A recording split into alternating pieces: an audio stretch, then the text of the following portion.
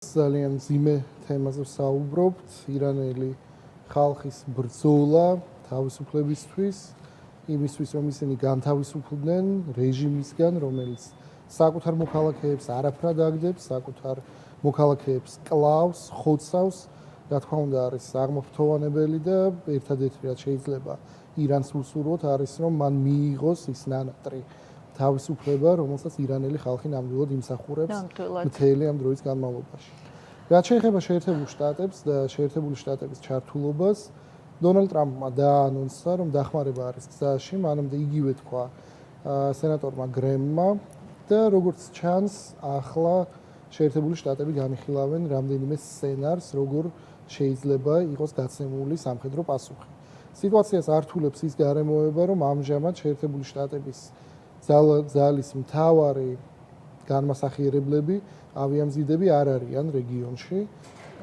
ერთი ავიამზიდი არის ამჟამად ჩინეთის სანაპიროსთან ახლოს, აღმოსავლეთ ჩინეთის, სამხრეთ ჩინეთის ზღვაში, სხვა ავიამზიდები ამჟამად არიან ვენესუელასთან, კარიბის ზღვაში და რა თქმა უნდა ეს ართულებს მდგომარეობას. მიუხედავად იმისა, რომ შეერთებულ შტატებს გააჩნიათ სამხედრო ბაზა კატარში, მაინც ამ ბაზას აქვს როგორც პლუსები, ასევე მინუსები. სამხედრო თვალსაზრისით მისი სიახლოვე ირანთან არის ამავდროულად სერიოზული საფრთხე და ამერიკელებს არ უნდათ რომ მათი სამხედროების სიცოცხლე იყოს უშუალოდ პირდაპირი საფრთხის წინაშე. ამას ემატება არაბული ქვეყნების პოზიცია, მიუხედავად იმისა, რომ ირანი 10 წლების განმავლობაში იყო არაბული სამყაროს ერთ-ერთი მთავარი ოპონენტი. დღევანდელ მოცემულობაში არც საუდის არაბეთს, არც ომანს, არც იგივე კატარს, მაინც არ აქვს ძალიან დიდი სურვილი, რომ ისინი მოყვნენ შეერთებულ შტატებსა და ირანს შორის დაპირისპირებაში. შესაბამისად, ამ პოზიციიდან არის შეიძლება ვივარაუდოთ ყოველ შემთხვევაში ორი სცენარი. პირველი არის ის, რომ შეერთებული შტატები გამოიყენებენ საკუთარ სამხედრო ძალას უახლოესი 24 საათის განმავლობაში. არ ვიცით, როგორ მოხდება ეს, არ არის გამორიცხული, რომ იორდანია და ისრაელი იყოს ჩართული, როგორც ეს მოხდა მანამდე. ნუ ისრაელი განიხილავთ ამ შემთხვევაში, როგორც იქნება ალბათ სინქრონში, როგორც წინაზე მოხდა პრინციპში. ამის გარეშე არის პრაქტიკულად აქ შეუძლებელი მით უმეტეს იმ ყველაფრის გათვალისწინებით, რაზეც თქვენ ახლა საუბრობთ. რა თქმა უნდა, შესაბამისად ისრაელის ჩართულობის გარეშე ნაკლებად სავარაუდოა, რომ საერთოდ ეს სამხედრო ოპერაცია იყოს რეალისტური. ან მოხდება უახლოეს, არ ვიცი, 24-48 საათში, ან უახლოეს დროში, უახლოეს საათებში, ან მეორე ვარიანტი არის, რომ შეერთებული შტატები გადაწყვეტენ, რომ ჯერ უკეთესად მოემზადონ და მაშინ მომზადებას დაჭირდება მინიმუმ 1 კვირა, ან შეიძლება 2 კვირაც კი. როცა ვამბობთ, უნდა მოემზადონ, კონკრეტულად რისთვის უნდა მოემზადონ, რა ტიპის ოპერაცია შეიძლება ეს იყოს? სხვათა შორის ტრამპმა თქვა, რომ ეს უნდა იყოს ისეთივე იდეალური, თუ სწორედ ვციტირებ მას, როგორც იყო მადუროს შემთხვევაში. არის თუ არა ამის არ ვიცი, მაგრამ აქ ძალიან განსხვავებული კონტექსტი არის, ძალიან განსხვავებული მოცემულობა არის ასევე. რაღაცა მხრივ განსხვავებულია, რაღაცა მხრივ არა, იმიტომ რომ პრინციპში არის 4 ძირითადი სცენარი, რაც შეიძლება შეერთებულმა შტატებმა გააკეთონ. პირველი ეს არის აიათოლას ლიკვიდაცია, ანუ წერტილოვანი დარტყმა, ზუსტად ისეთივე როგორც იყო მადუროს შემთხვევაში, ოღონდ მადუროსგან განსხვავებით ალბათ აიათოლას დაკავება იქნება გაცილებით უფრო რთული, ეს არის პირველი სცენარი. მეორე სცენარი არის მასშტაბური დაბომბვა იმ ლოკაციების, რომლებიც არიან რეჟიმის მთავარი საყრდენები, შეიძლება ეს იყოს ყუდსის ძალების შტაბ-ბინები, შეიძლება ეს იყოს სხვა ლოკაციები, საიდანაც ხდება მშვიდობიანი მოქალაქეების მკვლელობა. მესამე სცენარი არის სიმბოლური, როდესაც შეერთებული შტატები დაბომბავენ რაღაცა ლოკაციებს, შეიძლება ეს იყოს გუშაქთა კორპუსის შტაბ-ბინა თეირანში, რაღაც აი ესეთი დიდი სიმბოლური შენობა, მაგრამ რეალურად ისინი ეცდებიან, რომ არ ჩაერთონ ამ კონფლიქტში და ამით შემოიფარგლებიან და მეოთხე ვარიანტი არის კიბერთავდასხმები, როდესაც შეერთებული შტატები არ მიიტანენ უშუალო სამხედრო შეტევებს, არ განახორციელებენ ირანში, მაგრამ კიბერ თავდასხმების მეშვეობით ეცდებიან, რომ გაუმარტივონ აჯანყებულებს, იმიტომ რომ ეს უკვე აჯანყება არის, რაც ჩვენ ხედავთ, საკუთარი ამოცანების შესრულება. ანუ აი ეს 4 სცენარი არის. აქედან მეორე და მეოთხე მესამე და მეოთხე სცენარი არის ყველაზე სიმბოლური. ნაკლებად მოსაუდნელი არის, რომ ამას მოყვეს უკვე რეჟიმის ცვლილება. პირველი და მეორე სცენარის შემთხვევაში აქ უკვე სრულიად განსხვავებული მოცემულობა იქნება და ჩვენ დავინახავთ ძალიან დიდი ალბათობით თუ შეერთებული შტატები გადაწყვეტენ რომ ან მიზანი რა არის მთავარია რეჟიმის ცვლილება იქნება თუ არა მათი მიზანი იმის მიხედვით დაიგეგმება სცენარები. პირველ და მეორე სცენარში, რა თქმა უნდა, ეს ავტომატურად გამოიწვევს რეჟიმის ცვლილებასაც. ასე რომ აქაც შედარებით გასაგები არის, რა შეიძლება იყოს შეერთებული შტატების მოქმედების მთავარი მიზანი. თუმცა ყველა თქვენი სცენარი, რომელიც თქვენ რომელსაც ვარაუდობთ და სხვა ექსპერტებიცაც, ვინც ახლა ამ დღეებში აკეთებს პროგნოზებს, თითქმის არავინ არ ვარაუდობს, რომ უპასუხოდ დარჩება ადამიანების ასეთი მასობრივი მკვლელობები ქუჩებში. ფიქრობთ თუ არა, რომ პრინციპში პაუზა, რომელიც შეიძლება იყოს ახლა აქ, ეს პაუზაც არ იქნება ხანგრძლივი? რა თქმა უნდა, ეს პაუზა არ იქნება ხანგრძლივი, იმიტომ რომ ეს მოვლენები, აი თუ დაუმატებთ ასე ეკონომიკურ სრულ კოლაფსს. ეკონომიკაზეც გადავალთ. თუ ჩვენ გადავხედავთ რუსულ პროპაგანდას, ისინი ყოველთვის საუბრობენ ნარინჯისფერ რევოლუციებზე, ერთი და იგივე ტექსტი არის, მე მგონი, ყველა ქვეყანაში, როგორც კი ხდება საპროტესტო გამოსვლები, ერთსა და იმავე ტექსტს აქვეყნებენ.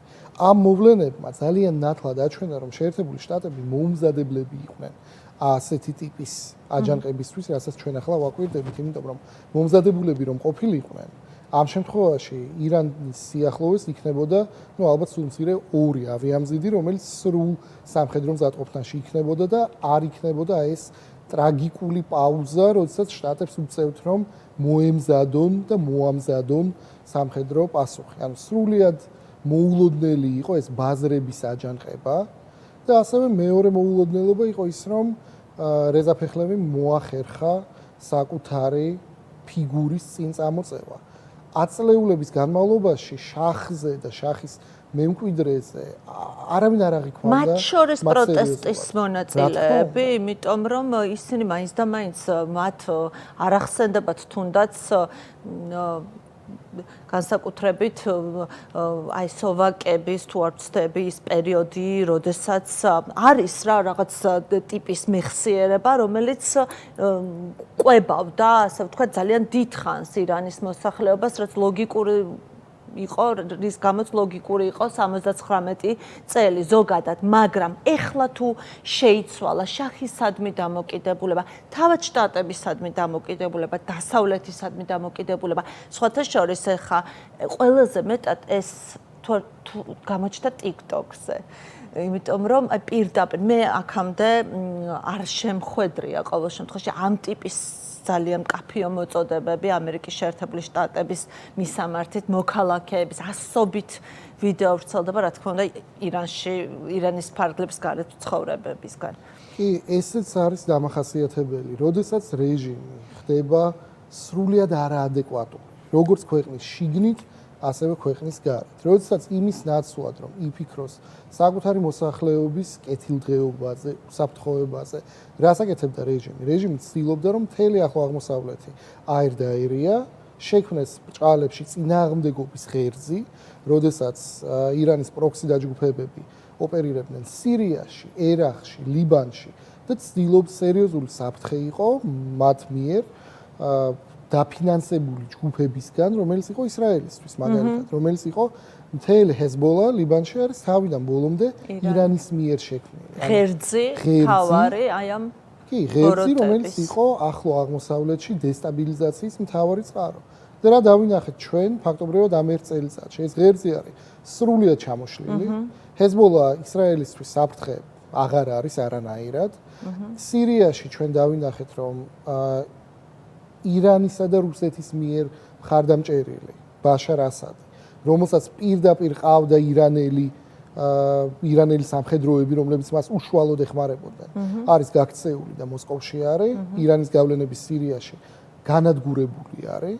იგივე ხდება ერაყში და ახლა უკვე თავად ირანშიც ჩვენ ძალიან ნათლად ვხედავთ როგორ ვითარდება მოვლენები. და რუსეთი როგორც ძალიან სუსტი მოკავშირე, უკვე მეორედ აი ამ ბოლო დღეების განმავლობაში ჩანს, აი ესეც აჩვენებს ეს ისტორია რუსეთის როლს, რომელიც პრინციპში არც ვენესუელას ამბებში გამოჩნდა, არც ახლა ჩანს და საქართველოს კონტექსტიც მინდა შემოვიტანო, რამდენად მნიშვნელოვანი არის მაყურებელმა რომ იცოდეს ის, რაც ახლა ირანში, თეირანში და ირანის სხვადასხვა ქალაქებში ხდება, რამდენად მნიშვნელოვანია საქართველოსთვის. ძალიან მნიშვნელოვანი არის, იმიტომ რომ სულ მცირე, მაშინ როდესაც ისრაელმა და შეერთებულმა შტატებმა გამოიყენეს საკუთარი ავიაცია წინა ჯერზე, ჩვენ დავინახეთ, რომ ქართულმა ოცნებამ აღარაფერი აღარ თქვა, დაავიწყდათ 3+3 ავადსახსენებელი ფორმატი, რომელიც იყო ალბათ ჩვენი ეროვნული ინტერესების ყველაზე დიდი საფრთხე ბოლოს რამდენიმე ათწლეულის განმავლობაში. რას ნიშნავდა ეს 3+3 ფორმატი? ნიშნავდა იმას, რომ რუსეთი ეცდებოდა ჩრდილოეთი სამხრეთი დერეფნის გაყვანას, მათ შორის ჩვენი ოკუპირებული ტერიტორიების, აფხაზეთის რკინიგზის და ასე შემდეგ მეშვეობით და საქართველოს იქნებოდა ფაქტობრივად ყველა რამდენიმე ავტორიტარულ რეჟიმში მოკავშირეების გარეშე დარჩენილი, იმიტომ რომ 3+3 ფორმატი რა იყო? ეს იყო თურქეთი, რუსეთი, ირანი, საქართველოს, სომხეთი, აზერბაიჯანი. აქედან ირანში ჩვენ ვიცით რა რეჟიმი არის, რუსეთში ჩვენ ვიცით რა რეჟიმი არის და გამოდიოდა რომ ჩვენ რჩებოდით სრულიად მარტო იზოლირებულები, აი ამ პრობლემურ რეჟიმებთან ერთად. საბედნიეროდ, მას შემდეგ რაც მოხდა ეს 12 დღიანი ომი, 3+3 ყველას დაავიწყდა, ირანთან ეს ფლირტი, გასვენებებში ჩასულები და ასე შემდეგ. ასევე ჩვენ ხედავთ რომ მკვეთრად არის შემცირებული ქართული ოცნების მხრიდან და პირიქით ისინი ცდილობენ რომ ამერიკელები აღარ გააღიზიანონ. ხო, გარეთ აკეთებენ. თუმცა ეგეც არ გამოჩნდა. შიდა აუდიტორიისთვის არა, უფრო ალბათ აი დღეს კობახიძეს ქონდა კიდე რაღაც ძალიან პროდასავლური, ფარისევლური განცხადება, მაგრამ ეს განცხადება არ არის შიდა აუდიტორიისთვის გათვლილი. თუმცა მე ვიტყოდი რომ შიდასთვისაც არის, იმიტომ რომ ქართული ოცნების ძალაუფლება რაზე დგას? იმაზე რომ ისინი ატყუებენ საკუთარ ელექტორატს, იმ ადამიანებს, რომლებიც არიან პროპაგანდისტულ მორევში, სამწუხაროდ და ვერ ახერხებენ იმ პროპაგანდისტული ტელეარხების გათიშვას, იმ ადამიანებს უქმნიან პარალელურ რეალობას, რაღაცა სრულიად აბსურდულ, გამრუდებული სარკეების რეალობას, რომელშიც რაღაცნაირად კობახიძე პირდება, რომ 2030-ში საქართველოს გახდება ევროკავშირის წევრი, რაც უბრალოდ წარმოუდგენელი არის ქართული ოცნების ქმედებებიდან გამომდინარე. კი ბატონო, აი მაინც რა განასხვავებს აი ამ პროტესტს ჩვენ ხო პირველად არ ხედავთ თეირანში გამოსულ ახალგაზრდებს, არც მოკლულებს ხედავთ პირველად და მაინც არის ძალიან განსხვავებული თავის მასშტაბურობით და მასობრიობით და ძალიან ხშირად ისმის ამ დღეებში ეს ეგრეთ წოდებული ბაზრის მოსახლეობის ეს აღზევება, რაც თითქოს აქამდე არ ყოფილა და აი აქ ეს შეკავშირება მოხდა ინტერესების, იმიტომ რომ როგორც ჩანს აქ არიან არა მხოლოდ ის ადამიანები, რომელთაც თუნდაც ფეხლებს გულშემატკივრობს ან დასავლეთს, არამედ ადამიანები, რომელთაც უბრალოდ რომელთათვისაც შეუძლებელია იმ ეკონომიკურ კოლოფში ცხოვრება, რა პირობებშიც ცხოვრობდნენ. მე გამოვყავთ სამ ფუნდამენტურ განსხვავებას. პირველი ეს არის ისრაელისა და შეერთებული შტატების დარტყმა, რომელმაც რეჟიმი სერიოზულად დაასუსტა და აჩვენა, რომ სინამდვილეში ეს ავტორიტარული არა, ტოტალიტარული, თეოკრატიული რეჟიმი არის კოლოსი თიხის ფეხებზე. ეს პირველი. მეორე, რა თქმა უნდა, ეკონომიკური მდგომარეობა. რეჟიმმა უზარმაზარი თანხები და უზარმაზარი რესურსი დახარჯა აი ამ წინააღმდეგობის ღერძის შექმნაში, იმის ნაცვლად, რომ ემართა ჯანსაღად და სწორად საკუთარი სახელმწიფო და ეს ეკონომიკური კრიზისი, მათ შორის მმართველობის არაკომპეტენტურობა, ირანში იყო სერიოზული პრობლემები წყალმომარაგებასთან დაკავშირებითაც, ამ ყველაფერმა, რა თქმა უნდა, მნიშვნელოვანი წვლილი შეიტანა. და მესამე ეს არის ის, რომ გაჩნდა ლიდერი. მთელი ამ დროის განმავლობაში პროტესტი, მათ შორის მანამდე არსებული პროტესტის ლიდერები არ ყავდა. ახლა უკვე ჩვენ ხედავთ, რომ არის ლიდერი, ფეხლები, არის ახალი სიმბოლო, ეს არის ლომი და მზე. თქვენ უყურებთ როგორც ტრანზიციის დროს ლიდერს მას, რომელიც ასე ვთქვათ რეჟიმის გადანაცვლების დროს შეასრულებს თუ უყურებთ როგორც არ ვიცი, ახალი ირანის ლიდერს. აი ეს უკვე ნამდვილად თავად ირანელებმა უნდა გადაწყვიტონ. მე მგონია რომ მის გარეშე ტრანზიცია რთული იქნება, იმიტომ რომ ზოგადად თუ ჩვენ ბოლო პერიოდში ვხედავთ იმისთვის რომ ავტორიტარული ან ტოტალიტარული რეჟიმი დამარცხდეს, აუცილებელი არის სიმბოლური ფიგურა, რომელსაც ექნება საზოგადოების ნდობა და შექმნის ახალი მომავლის იმედს. ის ამ წონის ფიგურა არის ახლა. ის ამ წონის ფიგურა არასდროს არ ყოფილა, ეს საინტერესო მომენტი არის, მაგრამ ახლა ჩვენ ვხედავთ რომ კი ის ყალიბდება და მისი სახელით ადამიანები მიდიან სიკვდილზე. და ეს არის მე მგონი ნამდვილად აჩვენებს რამდენად დიდი წონა აქვს მას ახლა ამ დროის კონკრეტულ მომენტში და მე მგონი მას თავადაც აქვს გააზრებული ის პასუხისგებლობა, რომელიც მან აიღო თავის თავზე.